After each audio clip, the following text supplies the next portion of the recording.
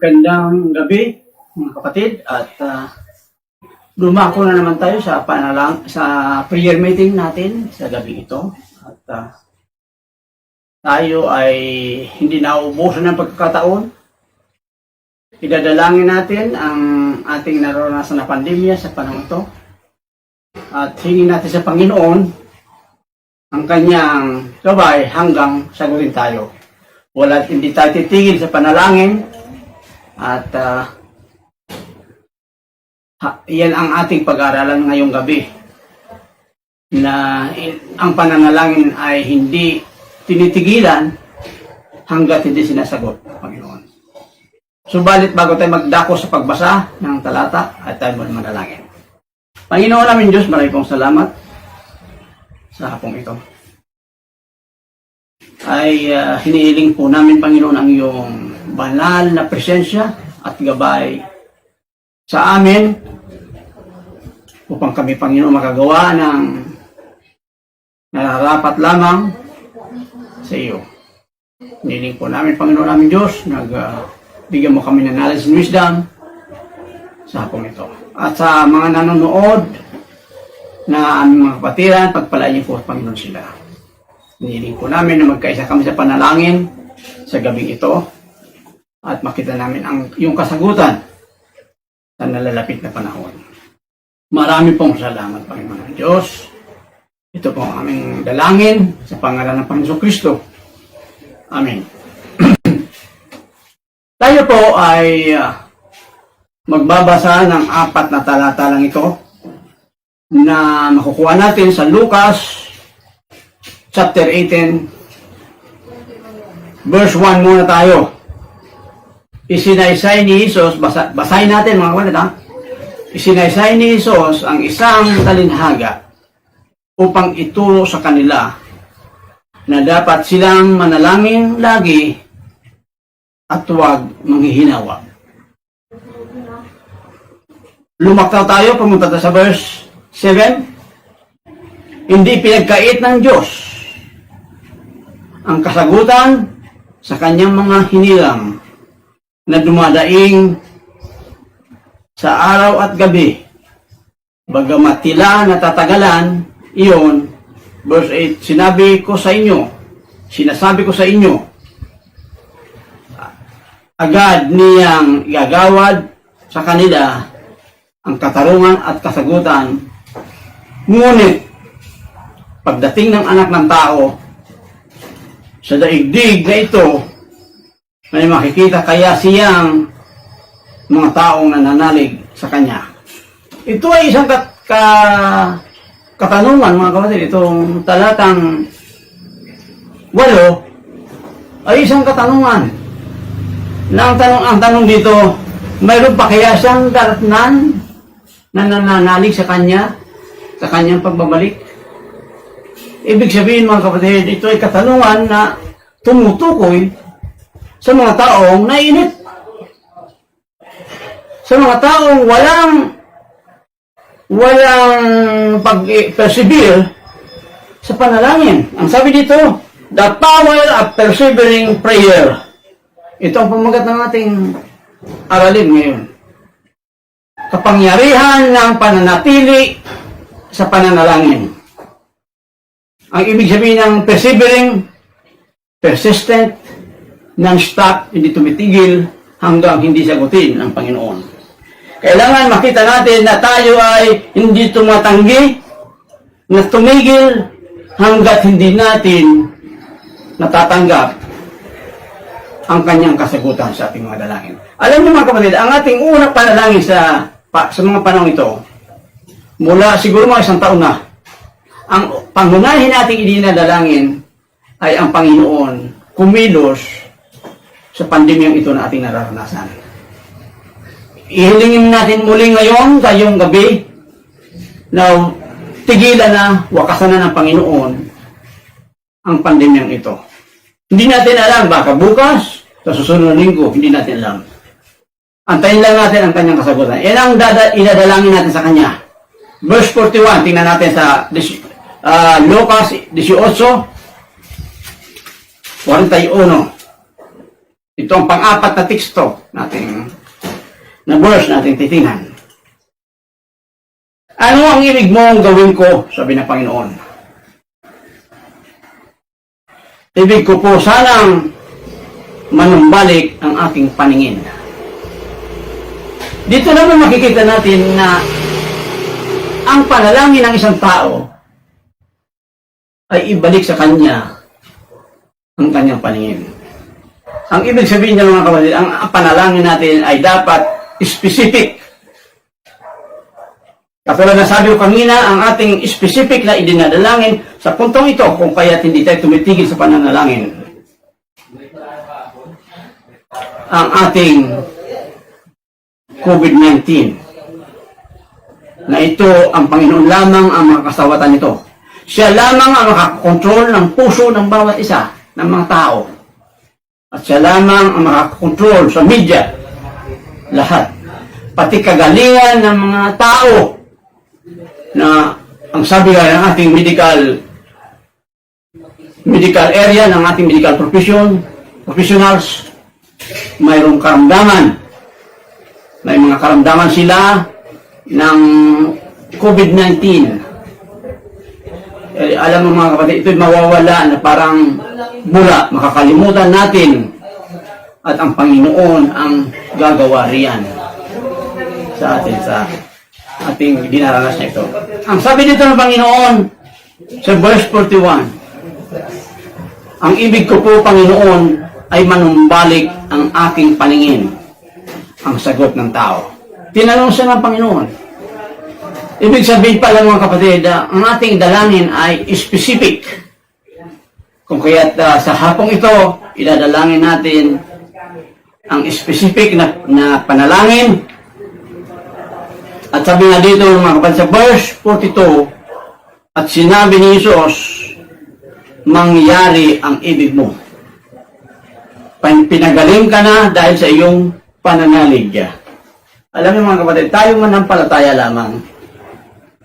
Ano man ang gawin ng sinuman, kung hindi kakasihan ng Panginoon, wala pong mangyayari.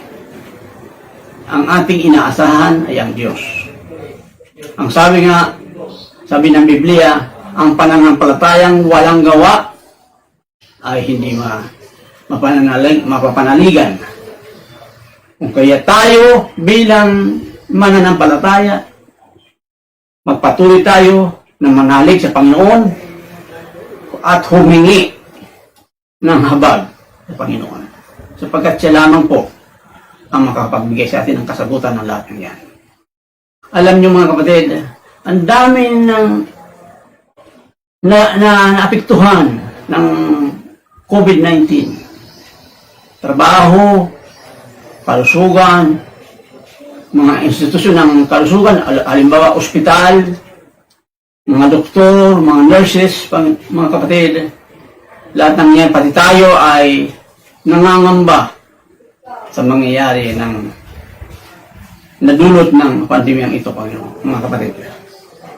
Kung kaya inihiling ko ng bawat isa ay sa ating pananalangin, kung maliban dito sa ating prayer meeting na ito, manalangin kayo mamaya, idalangin yung number 1, ang COVID-19 at kalinisan, paglilinis ng Panginoon sa ating mga sistema na tayo ay napipinsala, hindi lamang sabi nila ay transmission at pangalawa ay balita at yung mga yan ay masilhi ang epekto sa ating mga kaisipan. Na yan, ang alam natin ay kung ano man yan, ang bagay na yan, ang COVID-19 na yan, bahala na ang Panginoon sa kanila. Tayo po, ako po ay mananalangin at sandali lamang at mamaya mananalangin din uli ako sa pagtatapos. Pero ngayon, manalangin po tayo bago ko tawagan ang ating mga prayer warriors. Huwag niyong kalimutan mga kapatid, ilalangin natin ang COVID-19 na ito ay wakasan ng Panginoon. Hindi po natin alam kung paano niya gagawin yun. Huwag niyong iwawala sa inyong panalangin mamaya, mga kapatid. At ako'y manalangin sandali. Lord, marami pong salamat sa oras na ito. Pagkat kami po, Panginoon, lumalakas ang loob. Lumalakas ang aming mga isipan, ang aming mga damdamin. Kung aming nakikita, Panginoon namin Diyos, na sa kabila, ang sabi nga nila, sa dulo ng tunnel, Panginoon, ay mayroon liwanag. Naniniwala po kami diyan, Panginoon, pagkat iyan po ang pangako mo sa amin, na kung kami lamang ay hihingi sa iyo ng habag, sa pananalangin, kami, Panginoon, sasagutin mo sa madaling panahon na iyong pinagpasyahan. Lord, idinalangin namin, Panginoon ng Diyos, ang COVID-19 na ito, Panginoon, ay wakasan mo na, Panginoon. Hindi po namin alam, Panginoon ng Diyos, kung paano mo gagawin. Subalit naniniwala kami na ikaw ang ultimate power na makakasawata ng ganitong pandemya, Panginoon. Linisin mo, Panginoon, ang aming kapaligiran, ang aming atmosphere, Panginoon, kung saan laganap ang mikrobyo, Panginoon. Gayon din sa mga bayan at syudad, mga baryo. Kung kaya, Panginoon, lumalapit kami sa iyo sapagkat ultimo ang pananambahan, Panginoon, ay naapektuhan, Panginoon. Ang aming kalayaan, ang aming pagkilos ay lubhang nalilimita ng dahil dito, Panginoon. Hindi po namin sinasabi na kami ay magkaroon ng kalayaan at aming abusuhin na naman ito. Iyan po mga Panginoon ng Diyos ay hinihiling po namin na kung kami nagkamali, na kung saan kami pumupunta, Panginoon ng Diyos, walang alintana, wala po kami disiplina, ay nakita ko ng isang aral yan na nais mo kami, Panginoon, pigilan sa aming mga pagkilos, lalong-lalo na kapag ang pagkilos na yan ay paglayo sa iyong kalooban, Panginoon. At gayon na rin po, Panginoon ng Diyos, ang mga aral na ibinigay mo sa lumang tipan, na kung ang kanilang kasalanan ay masidhi, pinapahintulutan mo, Panginoon, ang mga suliranin na katulad nito, Panginoon, ang nangyayari sa aming kapaligiran. Sa buong daigdig, Panginoon, nadarama ang epekto.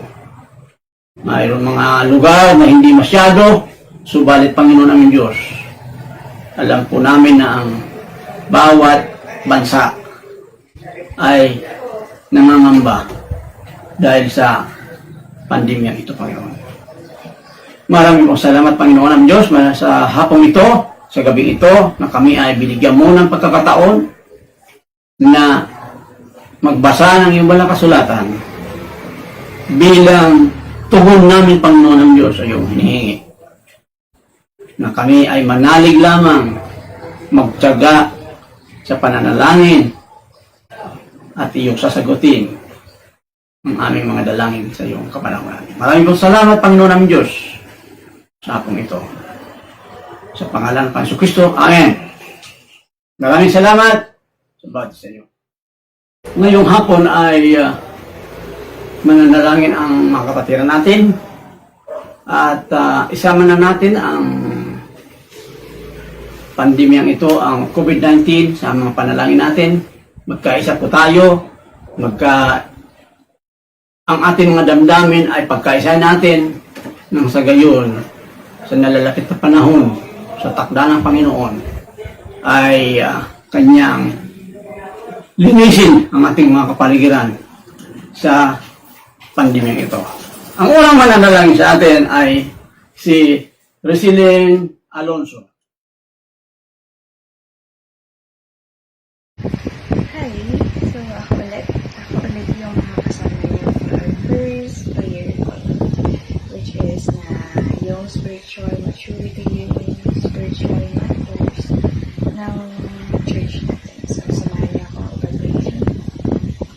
let's pray. Heavenly Father, we are praying, Panginoon, na okay lang yung spiritual aspect ng mga mananampalataya, Panginoon, especially in our church, Panginoon, na may patuloy silang mag-alag, patuloy nilang isip yung word of wisdom mo, Panginoon, na matagpuan sa Bible. Patuloy mo pong bigyan ng desire ang lahat ng mananampalataya, Panginoon, na mag-alam, na makipag-fellowship, na mag-service kahit online or sa church, Panginoon, and mag-fellowship pa through small groups, attending small groups, Panginoon. Ikaw na kung bahala mag-convict, mag-motivate sa kanila. Panginoon, pinag-prepare po namin sila na patuloy mo po silang gabayan sa spiritual journey nila, sa spiritual journey namin, lalo ng mga coordinators, lalo na yung mga new believers, Panginoon. Alam po namin na this pandemic, Panginoon, ay hindi madali at sobrang challenging. At alam po namin na may spiritual battle kami na-experience. Kaya, Panginoon, gabayan mo ang bawat isa na magpalakasan pa through small groups to attending churches, Panginoon, and attending online. Ikaw na pong bahala sa lahat. Pabaya po namin ang lahat. In Jesus' name, we pray. Amen.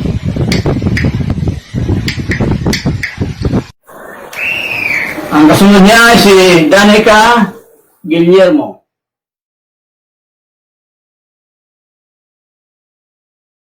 Hello, good evening po sa ating lahat. So, kamusta naman po yung week ninyo? I hope sana kahit medyo naging tough, medyo naging mahirap, still okay pa rin po kayong lahat and safe po kayo sa kanya-kanya ninyong bahay.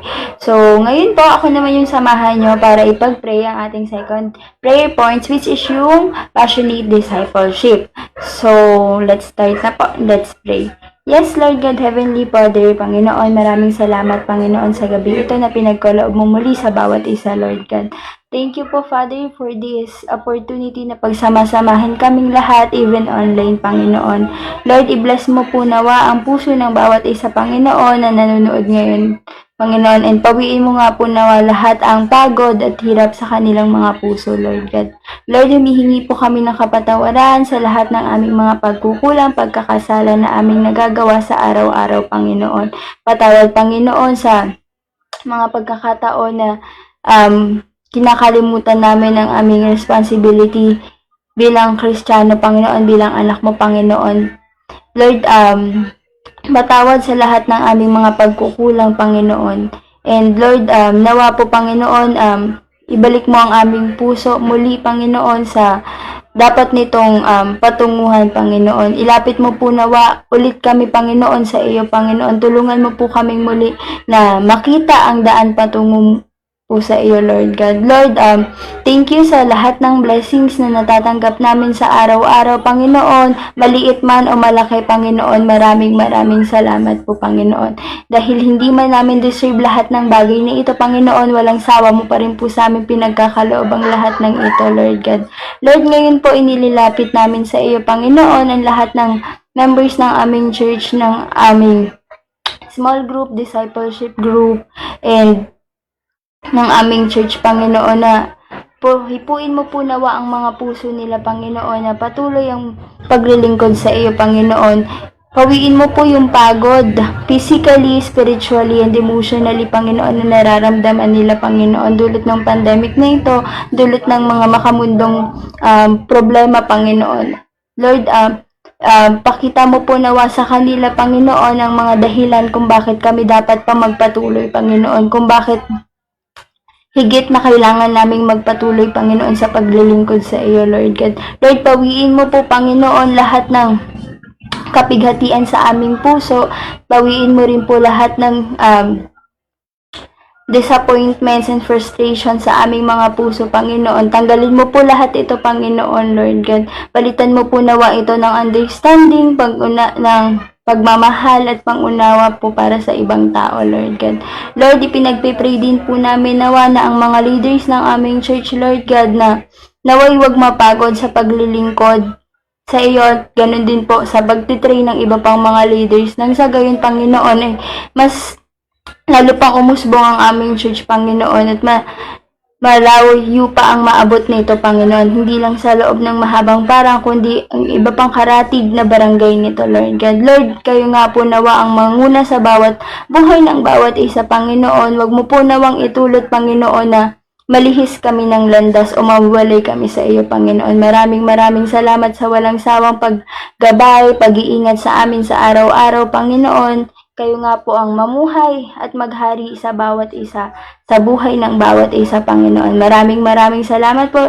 Muli sa iyo lahat ng papurit pa sa salamat. Ito ang aming samot dalangin sa pangalan ni Jesus. Amen at amen. Pang-apat ay si Jungle Sapra. Samahan niyo po kayong pagdasal ang National Transformation Revival of the Nation. Okay, let's pray. Panginoon, ang makapangyarihan sa lahat, Panginoon, dakila ka nga Ama sa buhay ng bawat isa sa amin, Panginoon. Pinapasalamatan ka nga po namin sa biyayang pinagkaloob mo sa bawat isa sa amin, Panginoon. Sa spiritual, sa physical at emotional, Panginoon. Ikaw nga po ang nagpro-provide, Panginoon. Panginoon, maraming salamat po sa wisdom and knowledge na pinagkaloob niyo po sa amin.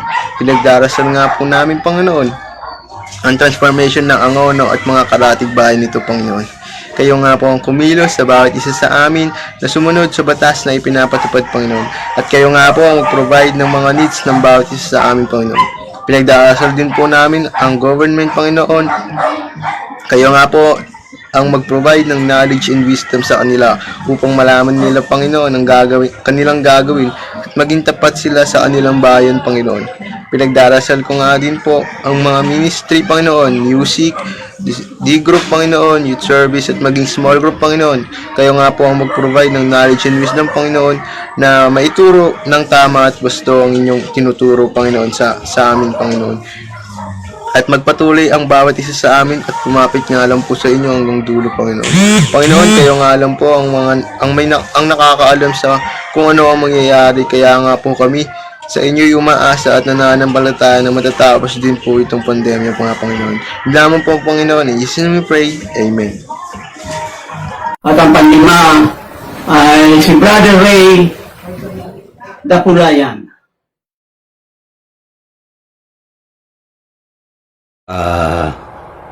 Magandang gabi mga kapatid. Samahan niyo ako po sa ating panalangin ngayon. Sa gabi ito, at ako'y nagpapasalamat at muli nabigyan ako ng pagkakataon na makapagbigay uli ng ating panalangin. Kaya huwag kayong alis yan at samahan niyo ako para tayo po'y manalangin. Tayo po'y yumuko at ipikit natin ang ating mga mata. Maraming Diyos na makapangyarihan sa lahat, Lord God. Lord, nagpapasalamat po ako sa gabing ito, Panginoon, at kami muli binigay nyo ng time na kami ay makalapit sa inyo, Panginoon. Una sa lahat, Lord, humingi po ako ng tawad sa inyo sa mga nagagawa namin pagkakamali sa isip, sa salita at sa gawa, Panginoon, upang maging kaaya-aya po kami sa inyong harapan. Kaya Lord, sa oras na ito, humingi po ako ng tawad sa lahat po ng aming mga nagkukulang pagkakamali sa inyo, Panginoon. Lord, maraming salamat sa aming buhay na patuloy niyo pong binibigay sa amin sa araw-araw. At salamat, Panginoon, sa pag-iingat niyo po sa bawat isa sa amin. Kaya Lord, napakabuti po niyo sa gabi ito, Panginoon. Lord God, dinadalain ko po sa inyo ang aking mga kapatiran. Dalain ko, Lord, na ang bawat isa sa kanila, lahat po na may mga trabaho, Panginoon, ay dalangin ko, Lord, na bigyan niyo po sila ng chance na sila, Panginoon, ay magkaroon ng magandang posisyon sa kanilang mga trabaho, Lord. Kaya dalangin ko, Lord, na naipuin niyo, Lord, ang kanilang mga employer upang sila, Panginoon, ay mabigyan ng magandang sahod para sa kanilang mga posisyon, dahil alam namin, Panginoon, na sa time ngayon ay napakahirap po ng buhay ng pandemic, hindi po makagalaw ng bawat isa. Kaya Lord, dalangin namin sa mga kapatiran ko na sila ay nagtatrabaho, maging sa physical, sa online, Panginoon. Ay, alam namin, Lord, na kayo po ang lahat ng gumagawa ng kaparaan na ito, Panginoon. Kaya Lord, tulungan niyo po ang bawat isa sa kanila na magkaroon po ng pag-uunlad at pag-ayos ng kanilang mga posisyon, Panginoon. Ganun din, Panginoon, sa mga kapatiran namin na mayroon po mga business, Lord. Dalangin din namin, Panginoon, na ang bawat isa sa kanila ay bigyan niyo po sila ng lakas ng loob. At dalangin ko, Lord, na ang kanilang mga business ay maging maayos, maunlad, Panginoon, upang ang kanilang mga buhay ay patuloy po maging maayos, Lord. Kaya alam ko, Panginoon, na wala pong imposible sa inyo. Kaya kayo lang aming Diyos na makapangyarihan sa lahat na gagawa ng mga bagay na kaaya-aya po para sa inyo, Panginoon. Kaya salamat, Panginoon, at kayo ang aming Diyos na lagi po namin natatawagan sa lahat ng oras. Ganoon din, Panginoon, sa mga kapatiran namin o maging sa mga kamag-anak namin, Panginoon, na sila, Panginoon, ay nagnanais din na makapagtrabaho, Lord God. Dalangin ko, Panginoon, na ang bawat isa sa kanila ay tulungan nyo rin magkaroon ng trabaho at naayon po sa kanilang napag-aralan o sa mga posisyon na kanila pong inahangad. Kaya, Lord God, dalangin ko na tulungan niyo po ang bawat isa sa mga kapatiran namin, maging sa mga kamag-anak namin, Panginoon, na sila ay magkaroon po ng mga hanap buhay, Panginoon.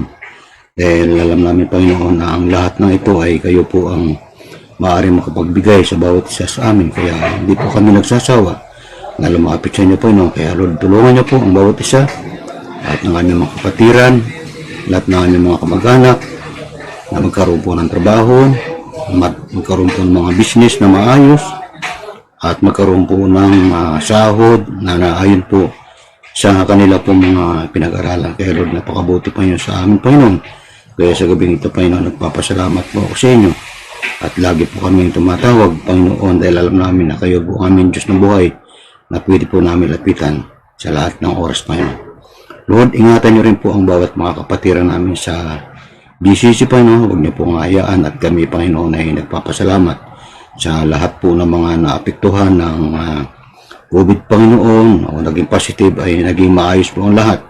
Napakabuti po niyo sa amin, Panginoon. Kaya kami ay labis-labis na nagpapasalamat sa inyo na binigay niyo po ng kagalingan ang bawat isa sa kanila. Kaya, Lord, salamat. Kaya dalangin namin, Panginoon, na protektahan niyo po muli kami, bawat isa sa amin. Lahat po ng mga kapatiran, lahat po ng mga kamag-anak namin, lahat po ng aming mga kapatid. Ingatan niyo, Panginoon, dahil alam ko, Lord, na kayo po ang makapag-ingat sa bawat isa sa amin. Kaya sa gabing ito, Panginoon, nagpupuri po ako, nagpapasalamat sa inyo, Panginoon. Ito po ang aking dalangin sa matamis na pangalan ni Jesus. Amen. Amen, Lord. Thank you, Lord God Jesus. Tayong mga kapatid ay manalangin sa ating pagtatapos sa gabi ito. Panginoon namin Diyos, maraming pong salamat sa iyong kabutihan sa bawat isa namin. Hindi po kami nagkukulang sa aming mga pangailangan sa araw-araw. Ikaw po, Panginoon, ang tumutugon. Hindi po namin alam kung paano, Panginoon, tinutugunan ang mga pangailangan na yan. Lord, idadalain ko may mga karamdaman. Ang mga tao na mga Kristiyano na nasa kanilang mga tahanan na may karamdaman, nagko-quarantine. Dito, Panginoon, sa Anguno, sa Durabel 1, Durabel 2, Marwood, Panginoon ng Diyos. Grand Valley, gayon din, Panginoon, sa Marikina, mga kapatiran na naroon. San Mateo, si Pastor A, kanyang may bahay. Idinalalahan ko, Panginoon, na kayo lamang ang maglinis ng kanilang mga karamdaman na yan. At gayon din, Panginoon, ang mga kapatid sa Pasig, ay dinadalahan ko rin, Panginoon, na sila'y pagalingin mo anuman ang kanilang mga dinaranas sa panahon ito. Alisin mo nawa sa kanila ang agam-agam na ang mga panalangin namin, Panginoon namin Diyos, ay tutugunin mo sa iyong nakatakdang kapanahunan. Hindi po nangangahulugan na hindi mo sasagutin ang aming mga dalangin, Panginoon namin Diyos. Naniniwala po kami dyan. Katulad ng panalangin ng aming isang kapatid, ng isang pastor sa Pasig, Panginoon, na siya mang Panginoon ay nangangailangan ng panalangin. Iligtas mo sila, Panginoon, sa pandemyang ito, Panginoon. pagalingin mo sila, Panginoon. Ang aming kapatid sa Singapore, sa India, Panginoon, ang nanay niya may karamdaman, nasa ospital. Idinadalangin ko, Panginoon, ang mga kapatirang ito. Sila ay nananampalataya, nananalig sa iyo, nasasagutin mo ang kanilang mga dalangin, Panginoon. Gayon din sa Kabikulan, Panginoon Diyos. Ang mga kapatid ko sa Bicol, si Pastor Dan, ang mga manggagawa niya, si Pastor Melvin, naroon, ay hipuin mo ang kanilang lupang katawan nang sa gayon, Panginoon, sila magkamit ng kagalingan mula sa iyo. Alam ko po, Panginoon, na binibigyan mo kami ng wisdom. At iyan po ay kinikilala namin na iyan ay pahiwatig mo sa amin. Kung kailangan namin ng doktor, pinapahiwatig mo sa amin. Ibinubulong mo sa amin, Panginoon. Kung kailangan namin ang gamot, Panginoon namin Diyos. Ganon din, Panginoon. Sa Journey Community Church, Panginoon, ang mga kapatiran sa Journey Community Church, Panginoon.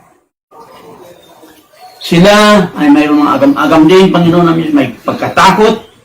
Alisin mo nawa ang kanilang mga pagkatakot, Panginoon.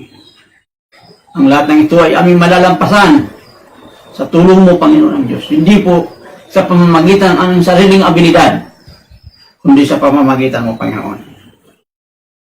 Idinadalain ko, Panginoon, ang mga kapatiran sa GCC, sa Journey Community Church, hipuin mo ang kanilang individual na katawan. Linisin mo, Panginoon, at magkakamit kami, Panginoon, ng kagalingan mula sa iyo. Wala po kami, Panginoon, laban sa karamdamang ito. Ikaw lamang makakapagpagaling sa amin. Panginoon namin Diyos, marami pong salamat sa iyong katugunan. At iyan po, Panginoon, ay kiniklaim na namin, Panginoon, na iyong sasagutin ng aming mga panalangin. At iyan, Panginoon, hinihiling namin sa pangalan ng Panginoon Kristo, ng Panginoon Tagapagligtas. Amen.